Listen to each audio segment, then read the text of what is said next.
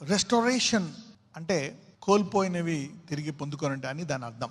ఇక్కడ ఎందుకు ఏదైనా ఒకటి కోల్పోయినా పోగొట్టుకున్నా, అది ఆరోగ్యమే అవ్వచ్చు, లేకపోతే నీ యొక్క జీవన విధానం అవ్వచ్చు, లేకపోతే కుటుంబం అవ్వచ్చు, ఆర్థిక పరిస్థితి అవ్వచ్చు.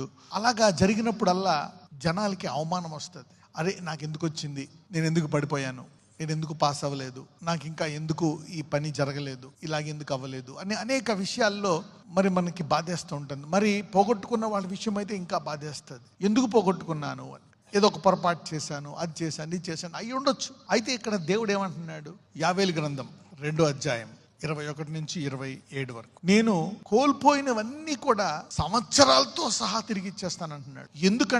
ఎందుకంటే restoration is an identity of a believer. కోల్పోయినవి తిరిగి పొందుకుందనేటువంటిది విశ్వాసి, నేను దేవుని యొక్క విశ్వాసి అనే దానికి ఒక గుర్తింపు అంట. It's an identity that God is with you. దేవుడికి ఇంకా తోడుగా ఉన్నాడు, దేవుడు నీతోనే ఉన్నాడు అనడానికి ఒక గుర్తింపు. ప్రభు నన్ను విడిచిపెట్టేశాడా, నా పాపాలు ఎక్కువైపోయాయా, లేక నా టైం అయిపోయిందా అని అనుకుంటా ఉంటాం.